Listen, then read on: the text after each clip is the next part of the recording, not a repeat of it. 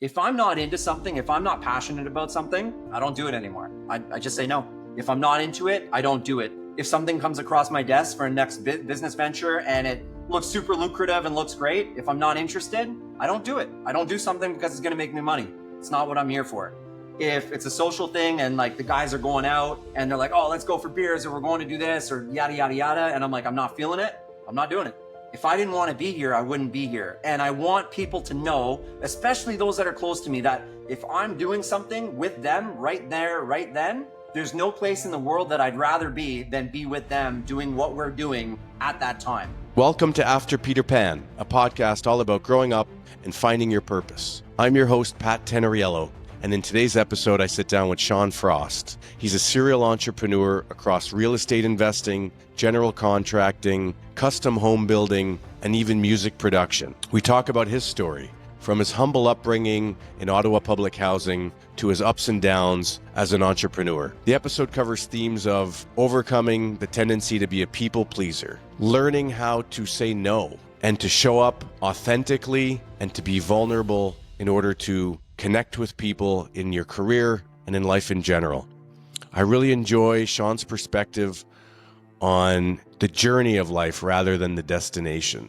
And I think that listeners will take a lot away from his message and his story. Thanks for tuning in. Look, you do a ton of stuff. I was doing a bit of research on you ahead of the conversation, and you had said so that you had like 5 different companies, if I got that right. So like, it's hard to define you. How do you typically describe yourself since you do so much? Yeah, and that's actually a super easy answer, Pat, is that it's all just me. That's the definition, is it's me as a human, as a person. We talk about like the work-life balance a lot, right? And I've made a very, very intentional that I actually don't really operate that way. I operate as, I might have multiple hats, but I'm kind of wearing them always at the same time. And I do that again on purpose so that what you see is what you get with me. I might be involved in a bunch of different things and passion projects and what have you, but it all really just falls under like who I am. So you kind of get the same version of me in any realm that you kind of follow me into. I think that's one of the strong suits. One of the things that I figured out that works really well for me. So I don't separate like, oh, I'm doing the real estate thing, or I'm doing the music thing, or I'm doing the football or soccer thing, or I'm doing like and then obviously most importantly, the family thing, the husband, the dad, everything is kind of rolled into one. And it's like, what you see is what you get. It's all encompasses Sean. You know, it's interesting because that is something that I've always aspired to have in my life, which is this idea to be 100% authentic, no matter what the setting and no matter who's in front of me, right? So my level of comfort, if I'm completely honest with myself, if I'm with my wife, there's no mask. It's me, right? But if I'm in front of my boss, as much as I strive for authenticity and to be real, if I'm honest with myself, I'm probably putting a mask on, right? Like I'm putting my best foot forward. If I'm having a bad day, maybe I'm not sharing that with him. And so how do you balance that authenticity and wanting to be 100% yourself with the realities of life, right? Like if you're in front of your client, like how do you balance that? They say, hey, Sean, like, how's it going today? And like, you've had a really awful day in your personal life. Like, so how do you bring that authenticity and balance that? I think it's relatability. So I'm an open book, and I'm an open book with clients as well. So, I'm very fortunate that I think in the fields that I work in, it's okay to be vulnerable because my clients are vulnerable with me, because there's always so much going on. Like, for example, like take the real estate side and just me being on the broker side, buying and selling homes for clients. Well, the amount of stuff that you go through, like half the time you're playing therapist as well, right? So whether it's family losses, divorces, like you name, deaths in the family, like you name what's going on and you experience it. Well, if my clients are being vulnerable with me, what's to say that it's not professional or not appropriate for me to be vulnerable with my clients? And one of the lines in the sand that I set right away, especially on the real estate side, but in a lot of businesses that I have, is that our working and professional relationship doesn't have to necessarily just be transactional. And I think that there's a lot of value when you can, establish more extensive connections with the people that you're working with. And that's not to say everybody needs to be your best friend, but if people are going to obviously people want to work with people that they know, like, and trust. So if I want people to really feel comfortable with me and feel comfortable and be able to trust me, just like I'm feeling comfortable and trusting them, then I have to reciprocate that vulnerability, and I have to be myself. Because if I'm wearing a mask, and that's not to say that you can't be strategic in how you portray and present yourself. That's part of the act, part of the game of business, is making sure that you're coming across in a way that is fitting for that situation. But I think pulling that authenticity and being like yourself, but making sure that you're putting your best foot forward on how you want to be perceived in that situation is important. But by doing it coming from a real way, and not pretending that you're not pretending that it's false, and that you're strictly doing it to get what you want at the end. And I think that's the balance. Like, that's the thing that I'm, without tooting my own horn, I think I do that pretty well. Like, I'm very comfortable in my own skin doing that. Is like, okay, this is kind of where I need to steer the ship and where I need to get to, but these are the traits that I have that are going to get me there. And at the end of the day, before I put my head down on the pillow, I know that it was coming from me and not coming from a place of manipulation, if that makes sense. Well, I like that answer because you touched on a few things. One is the nature of a relationship and building a connection to the people you do business with. At the end of the day, business, it's really a complicated or complex game. Like, there needs to be fun in it. It's basically, we grow up when we're young, we play these, hide and seek, we play these simple games. And as we get older, we become adults. All life is just a series of more complicated games. And in order to play a game, you need people who want to play with you. And if you're transactional, then you might win on that one transaction. But if you didn't play the game right, then people aren't going to want to play with you, even if you won. And so I completely am with you when people who win long term are the ones who are willing and able to build a relationship, and there's trust.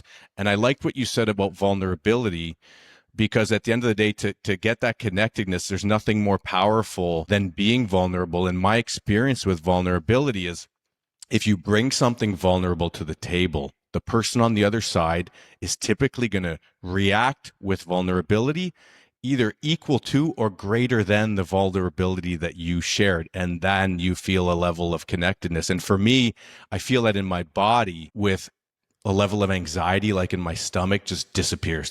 There's nothing there. Sometimes in social interactions, we can, especially in the beginning, we can feel a little nervous, a little anxious. But as soon as we talk about something vulnerable, that's gone. Did you learn these, call them characteristics? Did you learn them, or is it something that you had from the beginning? And for listeners, any lessons on how they can kind of implement this in their professional lives? It comes down to, in my case, probably parenting and family members, right? So my mom is quite empathetic, massive, massive heart, and, a lot of integrity, hard worker.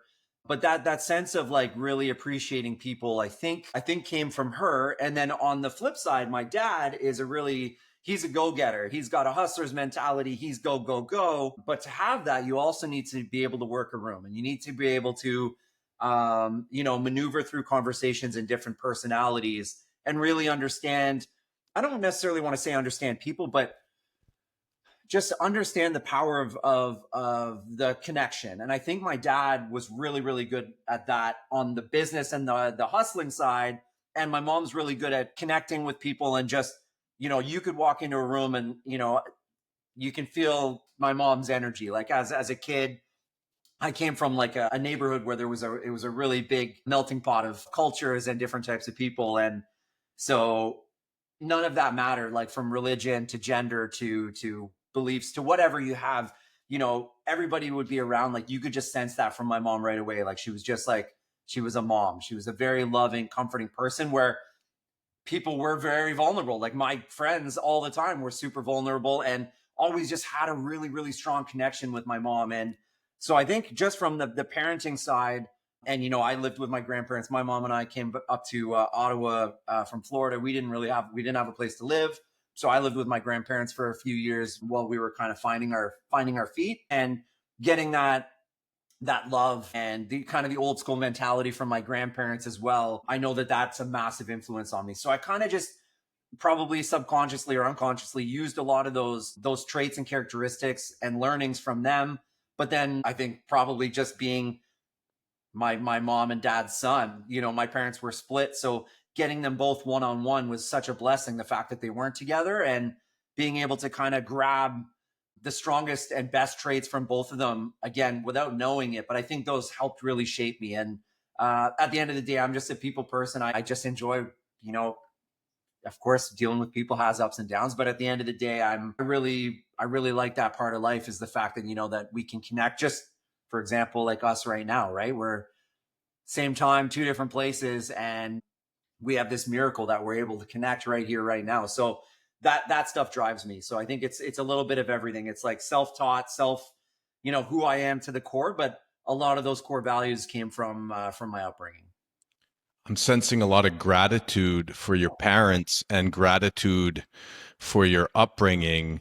I'm sure you could also, it sounds like you choose to focus on the positives, right? Like you mentioned the positives that your mom has instilled in you and the positives your dad did, despite what might have been a challenging upbringing at times, having to come up from Florida with nothing. Some people in that situation may choose to focus or dwell on some of the hardships or the negatives, but I'm sensing a lot of positivity. How do you stick with that sense of gratitude despite the ups and downs? So here's the thing, Pat. If you think of your life, like say as a movie or as a novel, right? So we'll put it as a novel to make it easy. So this is kind of how I can look at it, that if you're reading a novel and every chapter in the novel is nothing but bubblegum rainbows, it's probably not going to be the most thrilling novel to read. It's not going to be the most entertaining novel to read. And, once you get through a couple chapters, it's probably going to get pretty redundant and pretty boring, and you're going to put it down. So why, I'm already, as we all are, we're already so blessed to actually be walking or be on the earth living. There's a lot of steps that have to happen for us to even be here in the first place. So the fact that we are blessed enough to be here right now and experiencing, life in general, it has to be ups and downs. And why wouldn't you want it to be ups and downs? In the sense that, like, why wouldn't you want to create the best story? Like, why wouldn't you want your life to be the best story that you could possibly create? So for sure, take all those hardships. And like, that's not to say at the time while they were going down, like whether we're on subsidized housing and, trying to, make ends meet. And then on the flip side, like, living comfortably, not worrying about bill payments, this, that, and the other, have that all rolled into one. Why wouldn't you want to live a life that you can look back on and be like, man, like, I really went through some stuff and it made me to I was able to prevail or persevere, and look where I am today. Like, I'm really glad and thankful that I was kind of able to go through those things and push through them. Because the next time something comes up, it's like, all right, well, I've done it before. I'm going to do it again.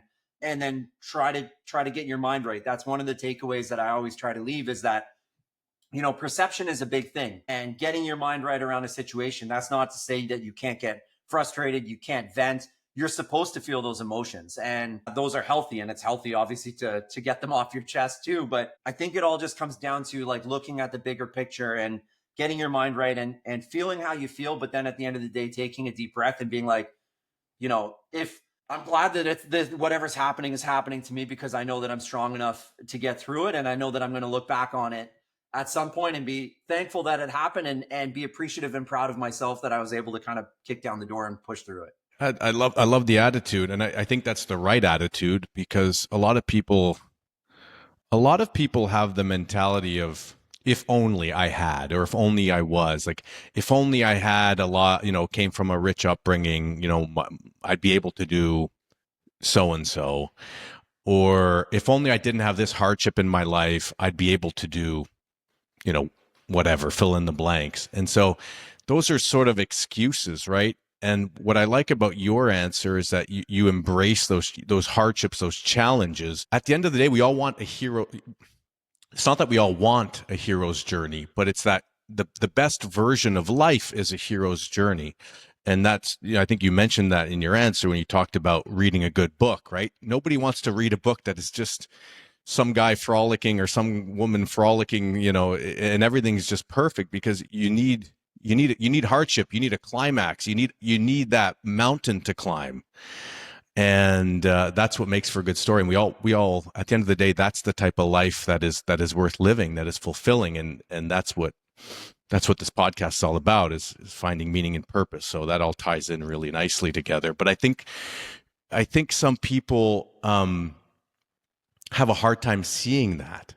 Have you always looked at life that way? Was there ever a switch, or like through moments in your life that you've changed or updated your mindset to what it is today? I've always been my toughest critic. I want to be the hardest worker in the room. I don't want to be the loudest in the room. I want to put my head down. And then when other people are saying, like you said, if I had this, or if this had gone my way, I don't do that. I have always and that's not always a good thing for me, but I hold myself very accountable, and nobody holds me more accountable than I do for myself. So I've always had that. So it's always been on me.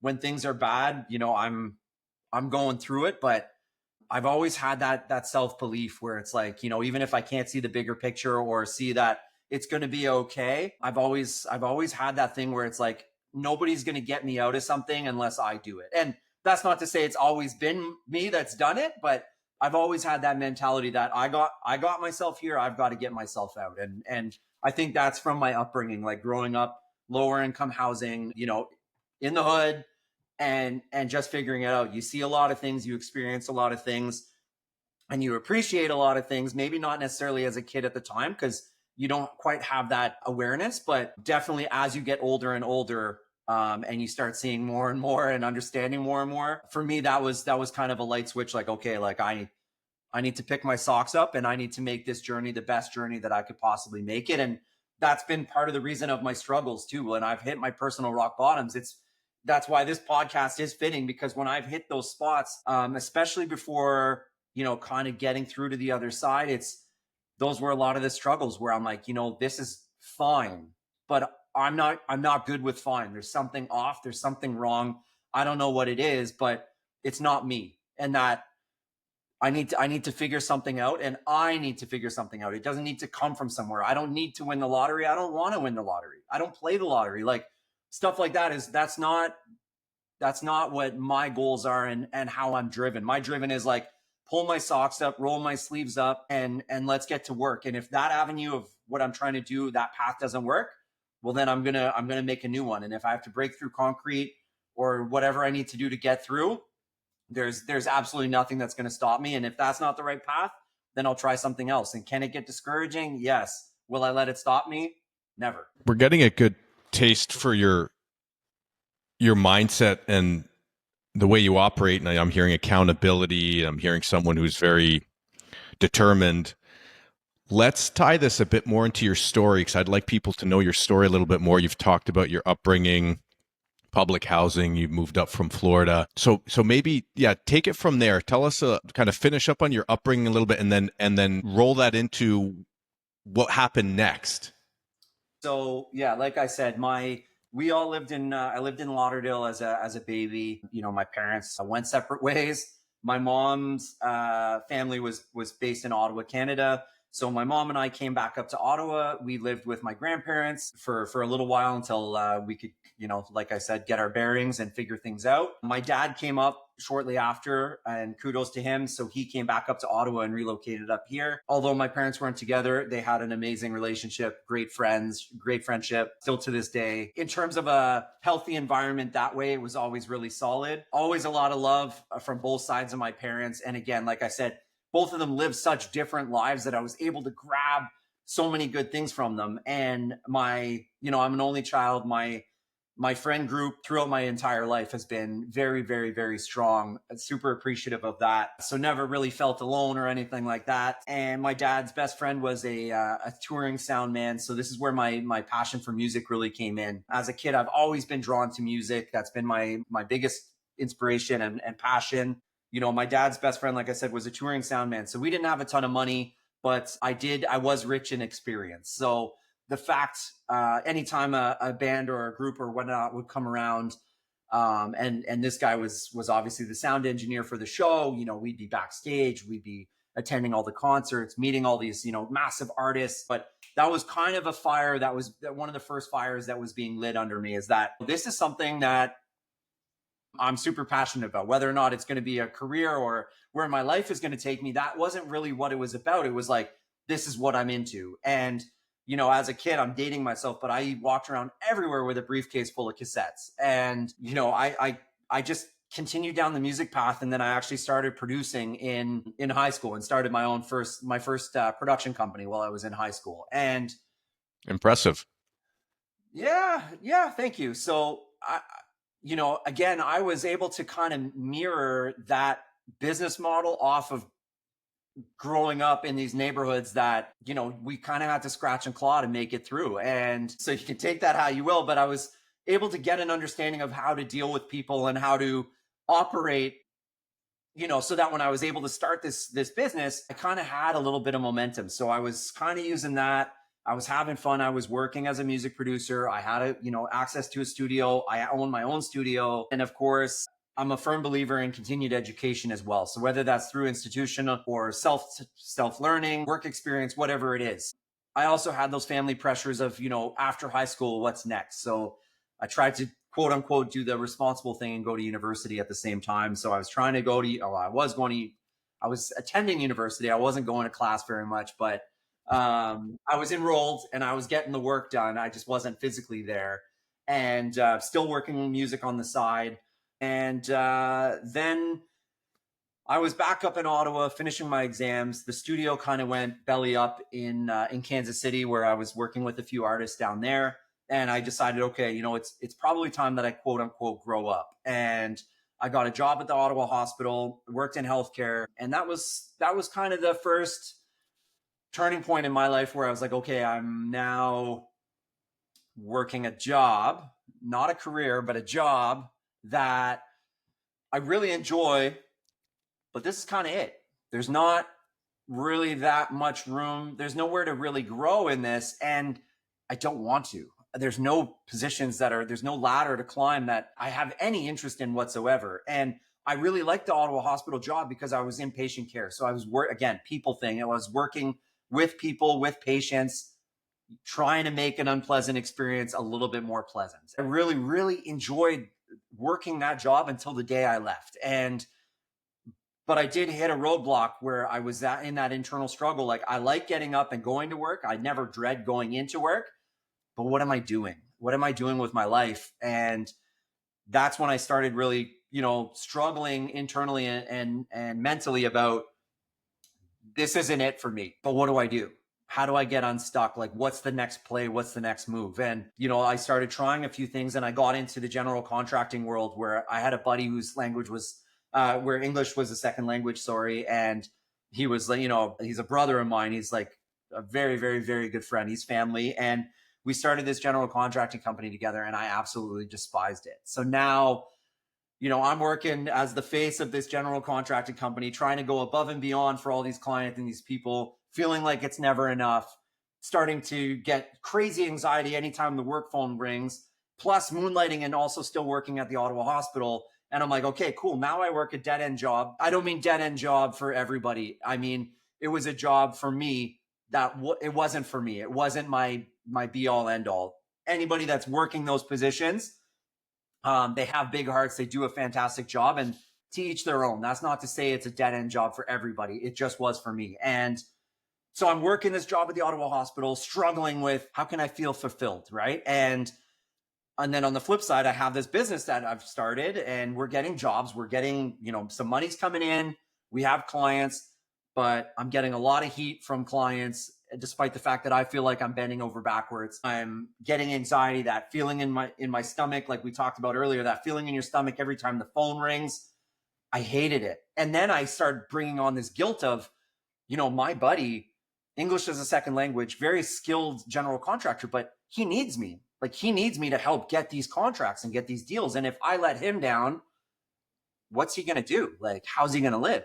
So then I'm taking on this guilt. I have this anxiety, and then I have this depression from working at the Ottawa Hospital, kind of all rolled into one big ball. And I'm not even identifying all these things like live as they're happening. So like, this is me reflecting, but like, when I was going through it, it was just like, all I knew that something was off. I didn't know. I couldn't place the pieces. I was like, oh, this ain't me. This ain't it. And it's not me. Like, there's something wrong here. And it took me years to sort that out. We ran this general contracting company for a long time until one day that was it. It was just, I couldn't take it anymore. And I brought it up to my buddy and said, dude, I'm not happy. I'm so sorry.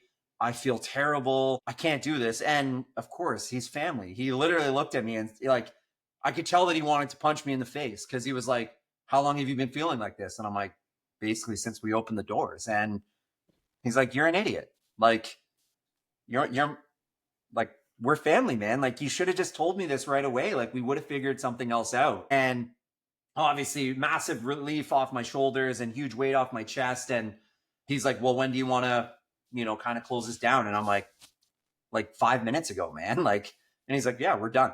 Like, you're good. I'll figure something out. I'll get a job working at another company and then we'll see what happens. And I'm like, yeah. He's like, I'll be fine. I'm skilled in like every trade. I'll get a trades job or I'll get a job somewhere and I'll be okay. I'll get a paycheck and we'll figure it out. I'm like, okay, cool. And so that was one thing off my plate. And so then I was still at the Ottawa Hospital. And then I'm always just trying different courses or trying new things. And at this point, I'm out of music. So music's kind of like, I have a void there, a piece of me that's missing. I had another close friend come to me and say, listen, like, while you're trying to find yourself and find all these things, what about real estate? I think you would be an excellent real estate agent. And it's nothing I'd ever thought about before. And I said, you know what? It's what's the worst that can happen? I enroll in school, see what happens and go from there. So I did. I enrolled in it. The schooling was okay. Interest levels were so, but I understood that, it was more of an entrepreneurial job. It wasn't based on working for somebody because I don't have a problem with authority, but I like to put my fate in my own hands as much as possible and, bet on myself. And if I win, fantastic. And if I lose, it's on me. It's not on somebody else. And so I started the course, got my license, and I did it lickety split. I think within 6 months, it was like an 18-month course. I think I powered through it in like 6 months, got my license, and I kind of just hit the ground running. That was a light switch. My first showing, the client that I showed the house to put an offer in on a property, and we didn't get it, but I was like, okay, well, if that's how fast it can happen, and I know it's not gonna, I'm realistic. I know it's not gonna always be like that, but if this is the potential and it is actually all on me to be able to create this business, like I got this all day. And then that's when things started. I started kind of pulling myself out of the well and coming out of the mud. And then I was really like, while I was still kind of just building the brand, like it took a while, another light bulb went off and I was like, okay, well, this is a blessing because I now work at the Ottawa Hospital, which, yes, it might not be my future career, but look who I'm working with. I'm now in the real estate space. I work with surgeons. I work with radiologists. I work with various other doctors, nurses, technologists, and other tech aides and clerks, all with really, really good paper trail jobs that look fantastic on paper in terms of security and in many cases with their earnings. Well, all these people need places to live as well. So they're going to be buying and selling. So if I can build my skills on the real estate side, why don't I start not only like I'm going to farm the healthcare system here in Ottawa, and not only do I not have to pay for advertising and marketing to all of these people, I'm actually getting paid now to market my services to all these people at the Ottawa Hospital. So that's what I did. So to build my client base, I was making, not to toot my own horn, but literally making hundreds of thousands of dollars a year working a part-time, $30,000 job a year at the Ottawa Hospital because I dropped down from full-time to part-time so that I could really harness the real estate. But I'm working this 7 to 11, 7 a.m. to 11 a.m. Monday to Friday job. That's not going to take me anywhere, but I'm marketing myself, making hundreds of thousands of dollars now through hospital employees at this job that, 6 months ago, I was like, I can't believe I work here. Like, what am I doing with my life? To, oh my God, I can't believe I work here. And I've literally been able to start a business from nothing to something in less than a year because I have this job. Like, how thankful am I that I have it? And I worked that job even when I didn't need to because my mind was right and my perspective was changed. I worked that job, both jobs, for 4 years simultaneously until my wife actually finally came out and said, listen, it's, it was the turn of a new year. And she's like, let's not be ridiculous here. It's time to let that one go. Everybody knows that you're a real estate broker in the Ottawa healthcare system, pretty much. Like, you don't need to be there anymore. And it's crazy how timing works, because that was February 2020. And obviously we know what happened in March 2020. So, the world changed. So it's crazy just how things can happen. But I'm sorry, that was a super long-winded answer, but here we are. Oh, that's good. I wanted your story, and and you do a lot of things. So I wanted to kind of understand how that all came to be. So that is really helpful background.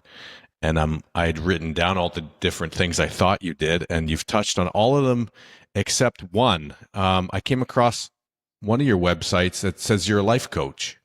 So yeah, that is a placeholder website, to be honest. But so like we're talking about continued education. So I'm a big in the ideologies and methodologies, like Tony Robbins. I am a pretty big, I don't want to say advocate, but I do appreciate the work that he does. And so the life coach thing is because I did Robbins Madonna's training to get certification.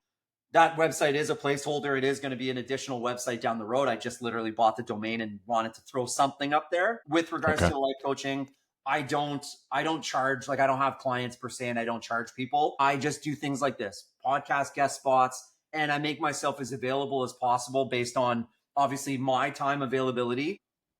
There's no monetary values attached to anything ever. It's, if I'm able to allot the time, then I'll give it to you. That's obviously our most important and our finest resource that we have. So that's where the life coaching comes. I really focus on aspiring entrepreneurs or youth that are coming up that are feeling stuck or coming from situations where they just don't know where to go. That's where I want to offer my life experience and the things that worked for me and the things that didn't work for me. I just want to put them on the table, because again, if you could pick up one piece of that information that might help you skip something or push through something a little bit easier, that's what I'm here to do. So that's kind of where the life coaching stuff comes in. Got it. And a theme that I've noticed from doing research on you is your desire, willingness to give back.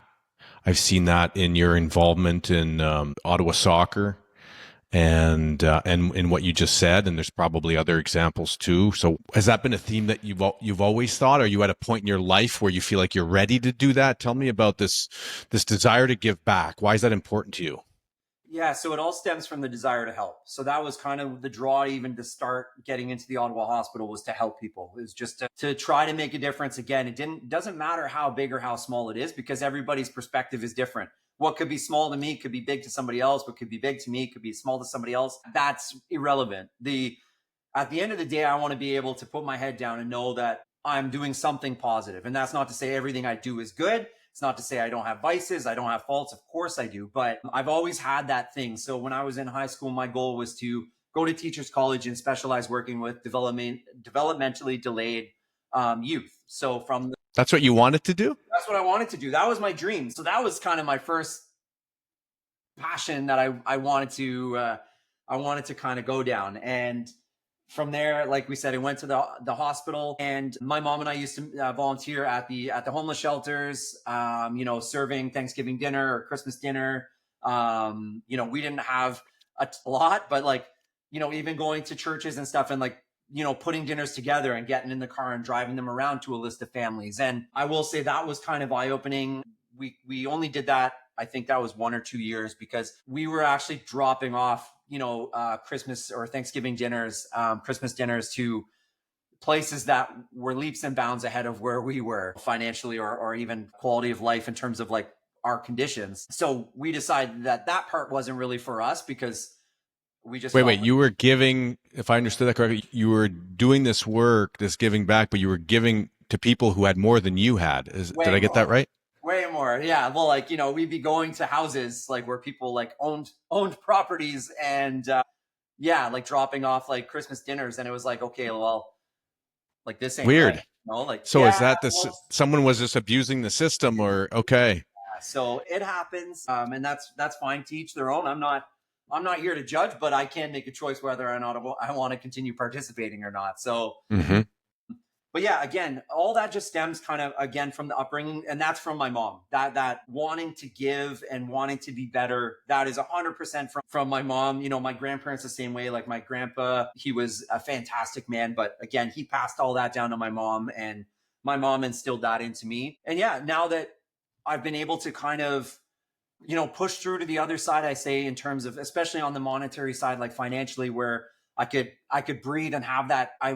You know, I guess saying freedom is close to the right term, but now that I'm able to provide and give back, that the doors were just open, because it was like, now not only do I, of course, have the time and the energy to give back, but I can actually contribute one step further than what I could have before, and I feel really, really good doing it. So that's kind of where things took off. And with the soccer, it's been a perfect harmony, where they actually approached me. That's our professional football, or our professional soccer team here in Ottawa, approached me to be a partner. And it's all based on the synergies of community engagement and give back. And that's where we align perfectly. So I'm able to use their platform. They're able to use my platform to really give back to the community. So whether or not we're bringing community centers of underprivileged youth coming out to matches, you know, whether or not I'm able to bring out an underprivileged, you know, a family that really needs it, and provide a gift card for them for the game so that they can get their food and drinks on me. If they're able to, you know, I partner with the Children's Hospital of Eastern Ontario. I just did the home opener, you know, less than 2 weeks ago, in part with CHEO, which is the Children's Hospital of Eastern Ontario. It's pay what you can. Ticket sales go to supporting CHEO, which is absolutely incredible. The fact that I'm able to do that is not lost on me, in sense, like, it's not selfless. Like, I take a great amount of pride in doing that. And of course, like, my ego, I like to think in a positive way, but of course, like, I feel really, really good about myself that I'm able to do this.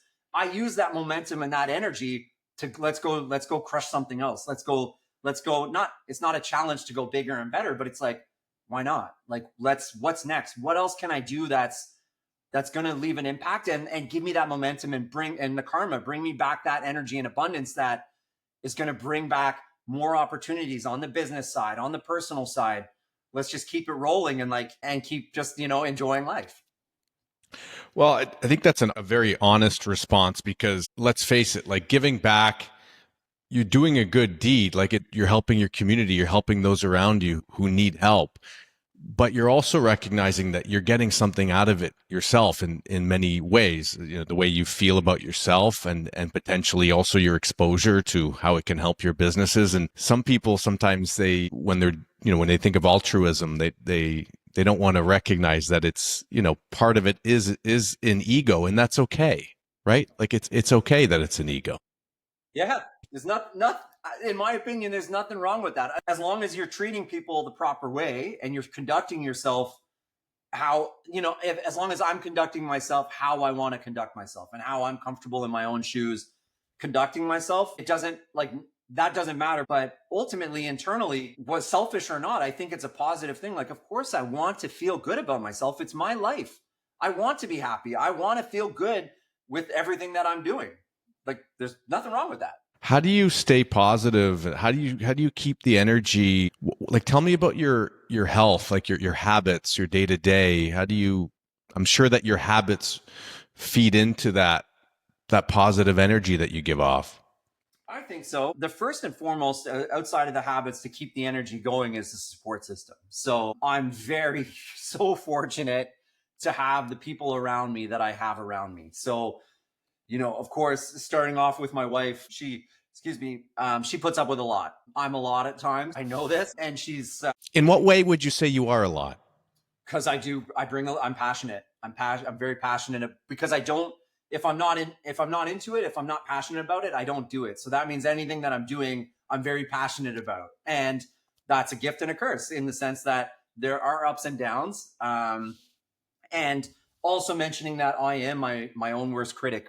Like, it's not even comparable. So I can get really down on myself, where it's good that she's there to straighten me out whenever I need it. So that's, you know, a really great thing about our relationship. Yeah. Well, that's a big one. And I get in my own head too. I can be my own worst critic. And there's nothing noble in a bully, you know, especially, you know, even if that bully is yourself. Yeah. And we can be bullies to ourselves. So when you thanks for admitting that. Like, so what do you, it sounds like you have a great support system. Your wife is very supportive. What does that look like, that support? How do you get out of that when you're in your own head and being really rough on yourself? Like, how does your wife help you with that? She knows when to push and when not to push, right? Like my wife, she puts, she gives me the advice that she wants, but she's able to put it in a very, I guess, like non-abrasive way. Whereas I do have people in my life, like other friends, that they'll just give it to me brutally. And Hmm. sometimes I need that, but I really value that my wife doesn't do that. So from them, it's okay. From her, the way that she kind of holds me down, it's a really, really good blend. And she's a saint in terms of patience, where with me, when I'm kind of, I don't want to say spiraling, but when I'm going through something, in terms of like if I'm struggling with something, she'll just give me space. And she just knows that. She's like, yeah, she knows we've been together long enough. It's like, yeah, this will pass in a few minutes. The other thing is that, once I'm able to reflect when I'm going through something and it's not a positive thing for me, I use that. Like, if it's a loss, it's cool. But I use it as like, okay, this is another chapter in my story. I'm going to learn from it. I'm also not afraid to celebrate a win. So even if it's something that goes really well for me, I don't need to broadcast it and shout it from the mountaintops, which a lot of people are told to do. I don't need to do that. I can do that internally, but I still feel the same feeling where it's like, okay, something good just happened here. I'm not taking that for granted because it sucked yesterday. Today's incredible. I'm celebrating that today's incredible, whether it's just going out for dinner, or just like sitting down and having a coffee and doing anything. And it's like just getting my mind right and being like, listen, like yesterday was not great. Today is very great. Isn't it so cool that I got to experience yesterday, because now today's so much sweeter. It's just putting all those things in balance and like being aware of like the bad isn't going to be bad forever. The good's not going to be good forever, but why not try to just appreciate both sides? Because at the end of the day, that's kind of what I'm here for. Like I'm here for it. I don't want it to be amazing every day. Do I want to eliminate stress as much as possible? Of course, everybody does, but I'm making choices that are not going to allow me to do that. And that's why I'm making those choices. I'm good with those choices.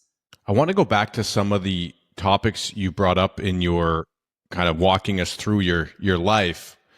You mentioned the word grow up when you said it was time to grow up, so I got a job at the Ottawa hospital. I wanted to ask you, like, what did you mean by that? Because this whole podcast, the theme is growing up, and everyone has a different growing up story. Later, I'll ask you what that means to you. But what I want to know now is, for me, my growing up story, I liken it to Peter Pan syndrome, right? Not wanting to grow up, living for today, pleasure, trying to maximize pleasure, not so much thinking about long-term goals and long-term purpose. Why did you associate the job at the Ottawa hospital to growing up? Because in my mind, like, you had already done some really interesting things before that job with the music. Why growing up with that job? Yeah, so I was living fast. I was living a fast life up until that point where, of course, pleasure-wise, there was a lot of fun. There was a lot of partying. There was a good deal of violence. There was a good deal of loss. Violence, how so? Just from, the neighborhoods that I grew up in, Got it. obviously working as a music producer I was predominantly in the rap game. So I'm, the studio out in Kansas City, not in a great area as well. Hmm. You're working with people that are all a lot of the people are living that life, right? And there's a difference from watching it in a documentary or on a music video compared to living it. And, I was able to, like I said, I saw a lot, I experienced a lot. And it got to the point where it was like, okay, like I'm probably not going to be around that much longer. If I keep living like this, I'm not going to make it to a certain age. There's absolutely every guarantee that this is not, I can't continue like this. Like there's an expiration date on it. I knew that. I was very conscious of that. And I think when the studio kind of went belly up, that was kind of the first indication. Because it didn't go belly up in the sense that like it wasn't making money or people decided to just close the door. There was a reason. So that was an Do you want to indication. share what that was? Well, just robbery. Yeah, just like armed robbery. Wow. So you were in the rap game and there was some real violence, and and then you got robbed and you had to shut down shop. Right. So I was up here. So I don't know the full story because I wasn't there. Wow. I flew up to finish my exams. So, you know, that's where it was. It was kind of an aha moment where it's like, okay, now I'm a university graduate. I'm not doing anything with these degrees, you know, English and history. I'm not prepared to go to teachers college right now to specialize with developmentally delayed kids. I'm going to take a year off. I've been in school, obviously, from elementary all the way through. I kind of want to figure things out a little bit. And then I thought, okay, well, listen, like I'm renting, like I'm living at home type thing, and renters and stuff. Like I wouldn't mind like being a homeowner at some point. What's the smartest way to do that? So it's like, okay, well, I'm in a government town. Let's get a job. What's a stable, secure job that I'm working with people? Because a 9-to-5 desk job, like I can't, I won't be able to do it. It's not, I know that right off the bat. So I'm not even going to try. So I was like, okay, well, healthcare, I can work with patients. My mom worked at the Ottawa hospital. So I was like, listen, I could apply, do some testing, see if I can get in, and it'll look good. When I can save some money, it's going to look good working at the Ottawa hospital. Maybe I can buy property or buy a house at some point or a condo, like whatever that is. I just feel it's the responsible thing to do moving forward. So let's try that. So that's why you used to grow up. Yeah. So that's kind of like the transition between that, like you said, that hard and fast life that of the music business, and then saying, okay, let's take a step back here. Let's think about what do I want, like more long term, becoming a homeowner, settling down, putting down roots, and then thinking more like an adult. Let's put it that way. Yeah, and being naive, right? Like it's exactly what you just said, Pat. It's thinking of all of that, but obviously at the same time, really having no clue. But you got to start somewhere. So that was where my mind was. It's like, okay, well, like family, you know, at some point, dad or husband at some point, dad at some point, homeowner at some point. You know, like not necessarily the dog and white picket fence, but like the things that society tells us to do, or that's supposed to be achieved. Those aren't lost on you, right? Like whether you believe it or not, you're still aware of those ideas. So it's like, this is kind of what I'm doing to build to that. And I also, you know, I don't want to be involved in drugs, and I don't want to be involved in violence, and I don't want to get killed, and I don't want to be incarcerated. And like, I can't do anything if I'm any of those. So like, you know, I know that I'm bigger than that. So I can't be behind bars and I can't be dead because I can't achieve it. That's not to say anybody that's incarcerated can't achieve anything, but that's my thought is like, if I'm there, I can't be here doing this. Look, that transition that you're describing, while my story isn't violent or nearly as spicy as yours, in some ways, in some ways it's spicy too, just in other ways, but it took me a lot longer to flip that switch to adult, to taking a step back, to thinking about longer term, what do I want? Like I don't know how old you were. I was in my 30s when that switch happened. And look, I had a lot of fun. But at some point I was like, this lifestyle it's not working for me anymore. I don't want to do this anymore. But because that's all I knew, it was really hard to do anything else, and I needed help.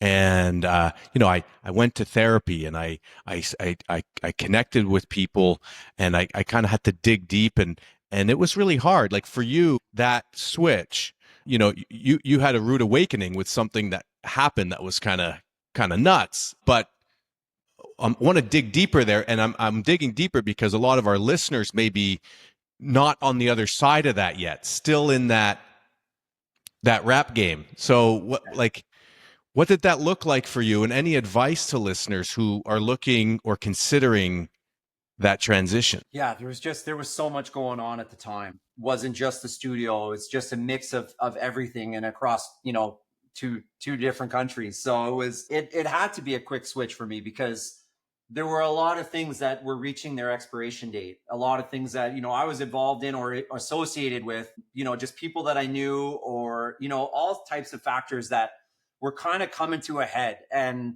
I was fortunate enough to recognize like, this is it. It's time to move on. And I had to, like, it just, I wasn't presented really with, there's a choice at the end of the day, but the right decision out of that choice was very, very evident. Like there was no way I could make the other choice, because like it was ridiculous to even think that way, right? To stay in that lifestyle was like, okay, like I don't want to end up here or end up here. I have to take this choice. Like I have to make this choice. Again, you're still making the choice, but like I have a brain. I was like, yeah, I'm doing this. Like I'm getting out of trouble and I'm figuring it out. Right. So, But Sean, it was maybe obvious for you, but when I hear about your story, right? Like you humble upbringing, public housing, involved in this game that was, some people, they never get out of that. They don't even want to get out of that. It's all they know, so like, it's not evident, you have a good head on your shoulder. You said, I got to get out of this. Like this, maybe it'll kill me, or maybe it's just like, I'm going to hit something more rock bottom than where I am now. Like a lot of people, they don't pull out of that. Yeah. And I wasn't, for me, it was never escaping anything. It was just, it was the chase. It was the adventure to get to being bigger and better. And I don't mean in status or stature. I mean that it's the fulfillment thing. It's like this, I'm getting to a point where like, quote unquote, grow up. It wasn't just because of things that were happening. It's where I was developing and grow and maturing. Right. And I'm like, there's more for me out here. I don't need, to be going to the club and popping bottles and like having fun. And like, that's great. I could still do that if I wanted to, but like now it's like, I was maturing enough to, and growing up, I was maturing enough to be like, oh, there's something way bigger out here for me than this. Like, this is great, but there's something like there's something bigger out there and I could feel it. I just didn't know what it was. And I didn't know how to get there. So that's where the struggle, like I said, years of probably going through a bout of depression and like definitely having some anxiety and like the mental space of the negative mental space. When I was in it, I didn't recognize it. I didn't know it. I just thought that this is kind of new. This is what life is. And it wasn't until starting to finally break through some of those barriers and without knowing it that I was like, oh, like that's probably wasn't healthy or that's not healthy. And I didn't think of therapy because I didn't think I was struggling. Okay. I didn't understand that. I didn't understand that was not that could be fixed. I didn't think that there was anything wrong. I didn't recognize that there was anything wrong with me or that I was going through things. I just thought, I'm tough on myself, but I'll make it out to the other side. Like I will. I don't know how long it's going to take, but I'll get there. But then if I knew that, hindsight's 2020, if I knew then what I know now, it's like, okay, well, I would have done a therapy. Would have gone therapy. Did you have coping mechanisms at that time? Because usually depression and anxiety, you got to cope somehow, right? You got to survive. So typically you find yourself in survival mode. For me, what that looked like was, I turned to pot. I smoked way too much pot for way too long. Also like a lot of just manic dating. Those were kind of some of my coping mechanisms to get through some of what some of my story. What sort of coping mechanisms did you wrestle with? I don't think anything in particular, because I don't think I didn't recognize kind of what was going on. I just thought that that was kind of normal to, again, because like during the day while I was at my job at the hospital, like I enjoyed it. So like getting up and going to work was okay. And I think, it was just, I always associated with the general contracting company. That was like, I would say that's my albatross, right? Like that's what I kind of got. I had these issues going on, but I thought that they all, and I think they were all kind of based around this general contracting company. When that was like that, I guess that was kind of like my anchor. Like I created this thing and I associated everything negative and how I was feeling with that business. Because now with the general contractor business. Yeah. And that's okay. Like the depression and this and that, I lumped it in with that. That was my scapegoat. So that's where I could put the blame. Like, man, things would be so much better if I didn't have this. And that's kind of where I swept everything, come to think of it. So I would have swept everything to that business. And I think that's why things cleared up so quickly for me, is that once I was able to muster the courage to shut down that general contracting, I left that behind, and everything I stored with it was left as well. Like I carried none of that with me moving forward. It literally was like I was like a changed man letting that business go, because I think that was like my albatross that I attached all the negative, like I harbored all that negativity and stuff with. Yep. I just allotted everything to the general contracting. That was like, this is the thing that sucks about my life. On the general contracting topic. So yeah, let's get into that a little bit more. So you had a really good friend. You call him a family member. So like this guy, he's close. And for years you were involved in this business with him and you didn't want it. Like it was not doing you any good. And because of that close connection, I'm sure you didn't want to let him down. And I think a lot of people can relate to that feeling, right? Not wanting to let down a loved one. And so you kind of, you push through. And then the day that you brought it up to him, was like, you idiot. Of course I'm going to support you. And I'm going to, you know, I want whatever's best for you in the same way that you want whatever is best for me. But the fact that that dragged on for years, it makes me think of some recent work that I'm doing on myself. I've gone back to therapy over the last 6 weeks. And one of the topics that has come up is this idea of people pleasing. And it makes me think that if it took you years, part of you might have been wanting to just, you know, to please someone that you care for dearly. And it's not easy to, if you're naturally a people pleaser, to kind of step away from that role. Am I right? Does that make some sense? Yeah, I'd love to get your thoughts. 1,000,000%, Pat. I am through and through a people pleaser, and one of the best things that I've been able to establish for myself, that's always a work in progress, as everything is, but was the power of saying no. So so letting him down was the biggest issue out of all of that. And yeah, I'm still, like, I'm a people pleaser. It's just in my nature, but I'm really working on myself in that sense, that the power of saying no. And this is a massive takeaway that I talk about, because I'm now in a position, and I know that you're not always in a position to do this, but I'm fortunate enough to be in a position, and it's it can move around how you use it. But if, aside from the doctors, dentists, lawyers, if I'm not into something, if I'm not passionate about something, I don't do it anymore. I just say no. It's taken me a while to do that. Like I said, I'm still working on it, but I'm pretty darn good at it now. If I'm not into it, I don't do it. And that's from, if something comes across my desk for a next business venture and it looks super lucrative and looks great, if I'm not interested, I don't do it. I don't do something because it's going to make me money. It's not what I'm here for.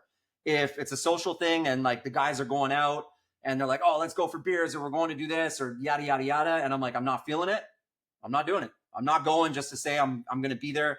Oh, you're going to miss out on something. Fill me in later, dude. Like, I'm good. It goes for all of these things across my life. So if I'm not into it, I just say no. And what that's created is, it's actually created such a powerful thing for me, in my opinion.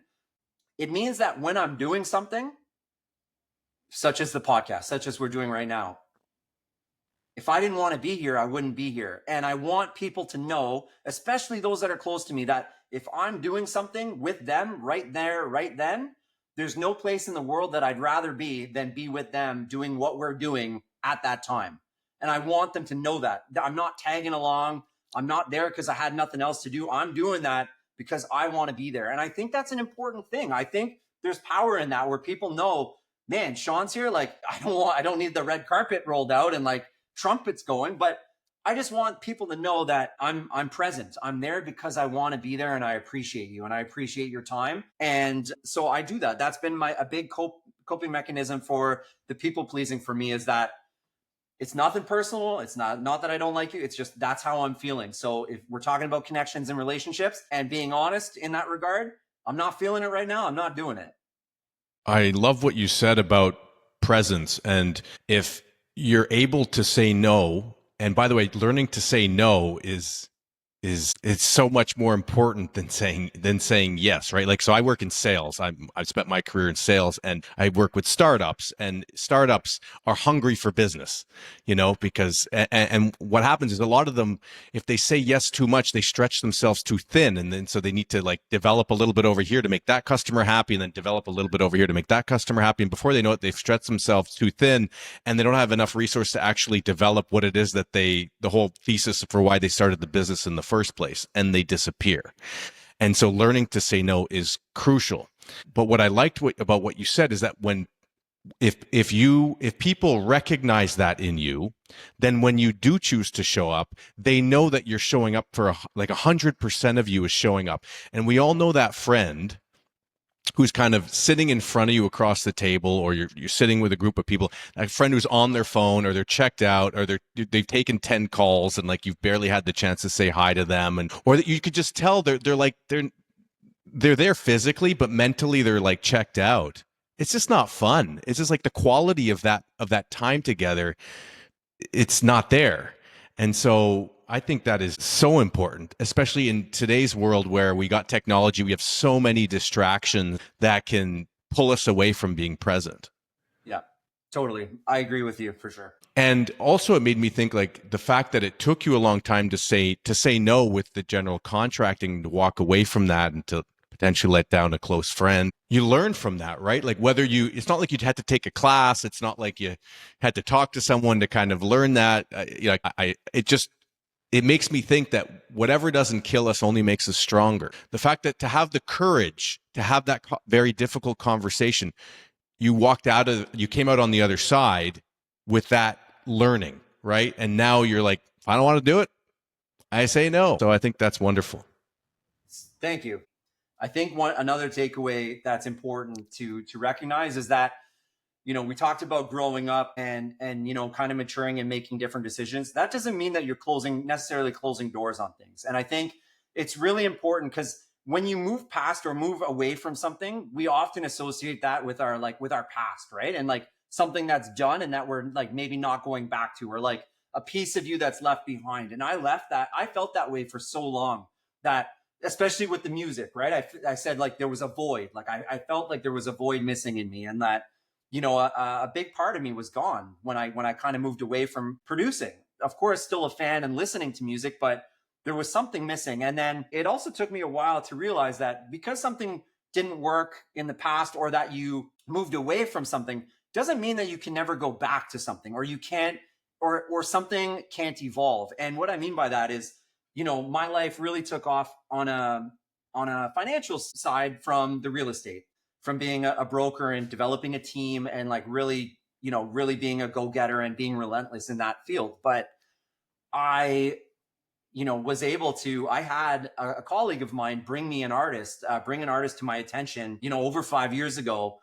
And, this is how life works. This is the beauty of it all. And he brought this artist to me, and now I'm in a position where I can actually bankroll. I can invest. Just like in investing in other businesses, I can invest in the music industry if I so chose to. And I heard this artist and I was like, man, this kid's got it. Where's he from? He's from Ottawa. I'm like, this kid's from the city that I'm in. They're like, yeah. I'm like, okay. 2 questions. What's his character like? And does he have a criminal record? Because he's coming from a similar upbringing that I'm from. Criminal record, and what's his character? His character, nice guy. Like, he was basically a kid, but like coming into adulthood.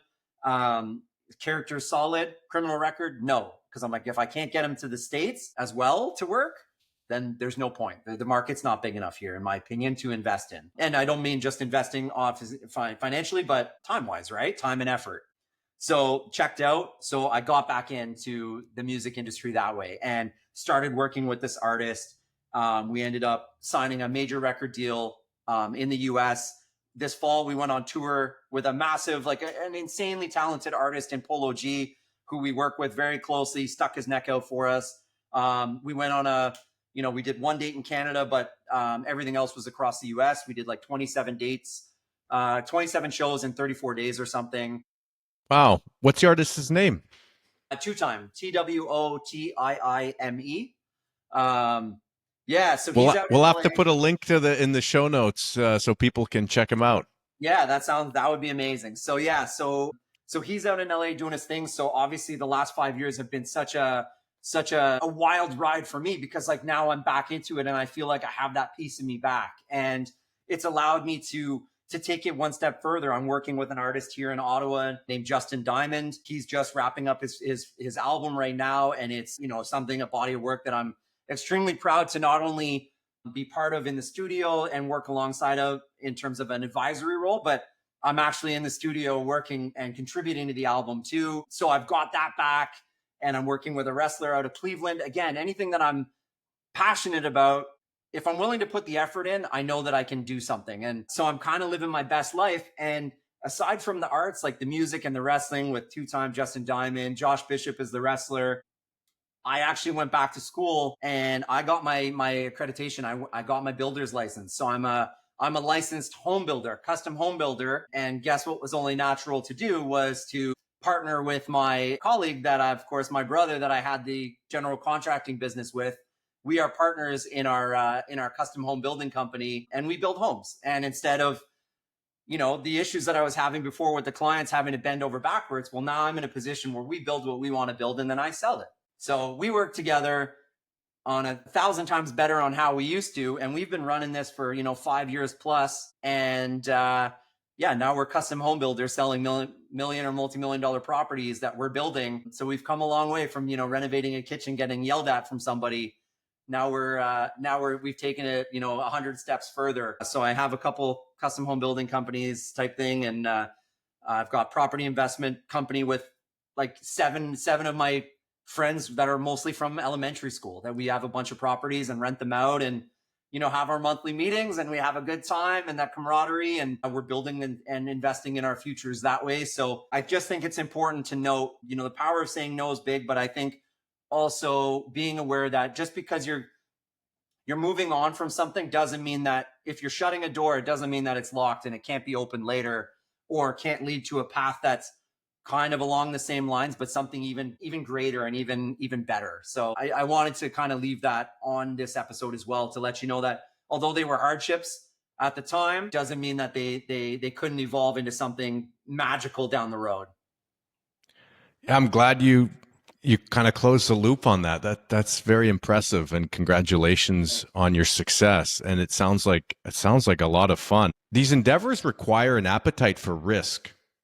I got the impression that came more from your dad than your mom. Your mom was more the people person. Your dad was more the risk taker. What's your relationship to risk? How are you able to stomach risk? Have there been times where it's been a little too much risk and you've had a hard time sleeping at night? And tell me about that. We're talking about vulnerability. I'm laying it on the table. So risk taking, again, when I'm relying on myself, I'm good with it. I'm good with the outcome one way or another, because I know that I'm giving it everything I have to make it work. And if it doesn't work, it's on me. But I know that, again, I didn't leave anything on the table. So it's either a wrong decision I made or it just didn't work out. Sometimes it just doesn't work out, and that's okay.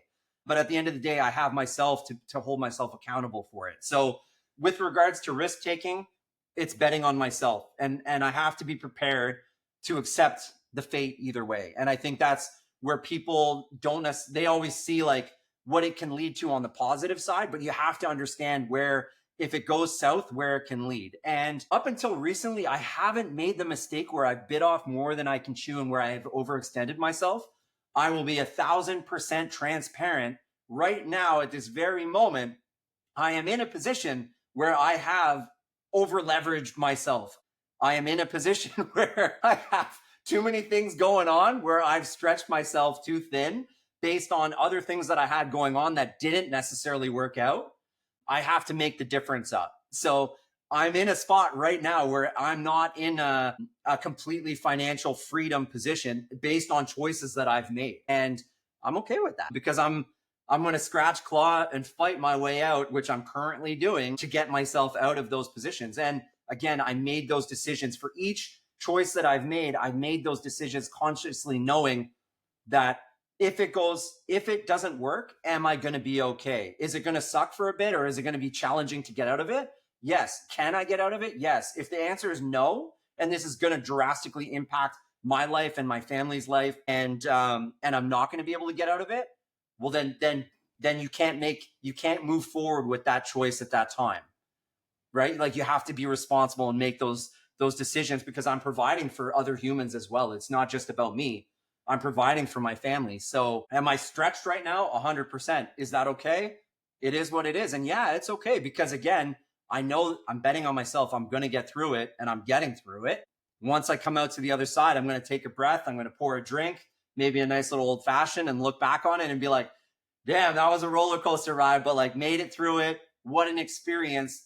Absolutely incredible. Sure, it sucked some days while it was happening, but I was able to experience all these things while it was going through. And like, I had all these life things. It might not have paid off financially in certain situations, but like, that life experience or the event that I got out of it is like, that trumps the money, because I do have a lot of irons in the fire. The money will come. I just have to be smart and a little bit more responsible until I'm back.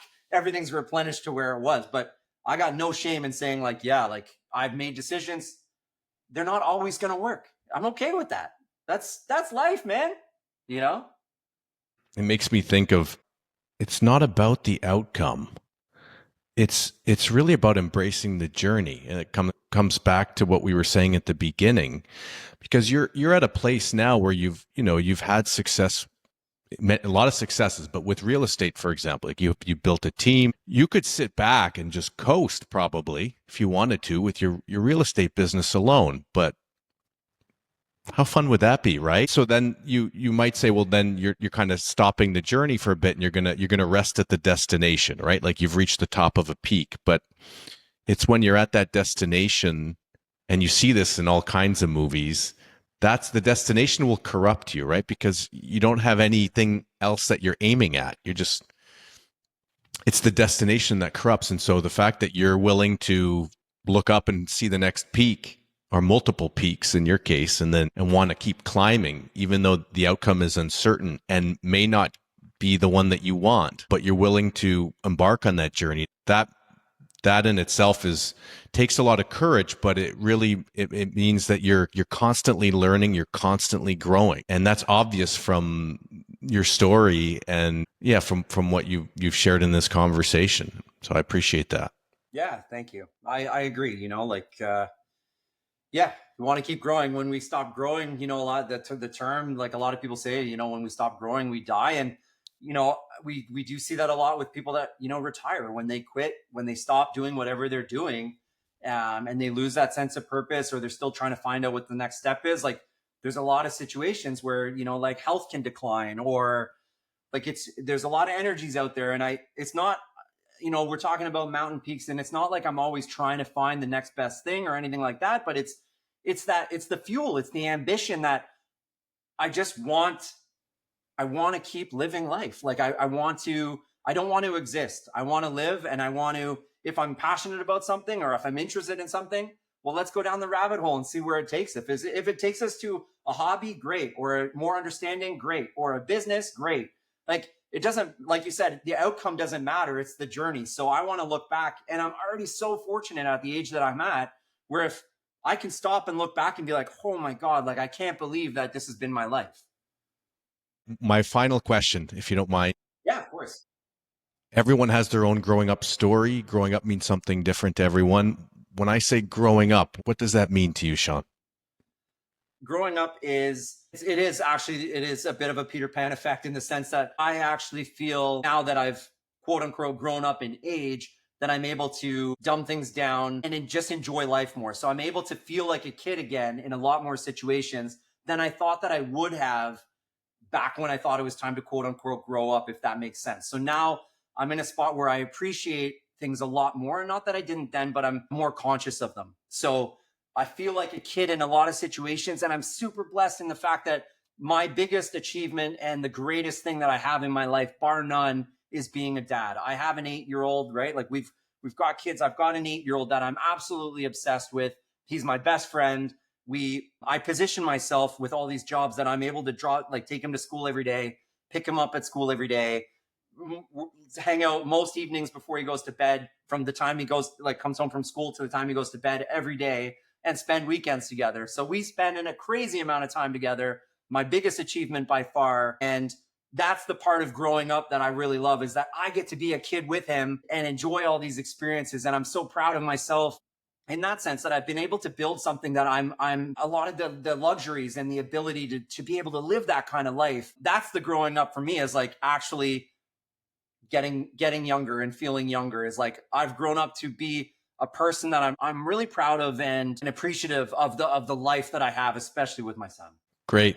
Yeah, really interesting answer around being able to play, the sense of play, sense of fun, feeling like a kid. I think a lot of people would love that feeling and can aspire to that. I certainly aspire to that. So thank you for that answer. Sean, thank you so much for taking the time to be on the podcast today. I really enjoyed our conversation, and would love to stay in touch with you and to have you on again in the future. Of course, Pat. Really, really great meeting you. And thanks for obviously making the opportunity for us to connect. Well, that's a wrap on this episode of the After Peter Pan podcast. If you found it insightful, please drop us a rating or give us a like. It really helps to widen our audience. Thank you again for tuning in, and I'll see you in a few weeks. Bye-bye.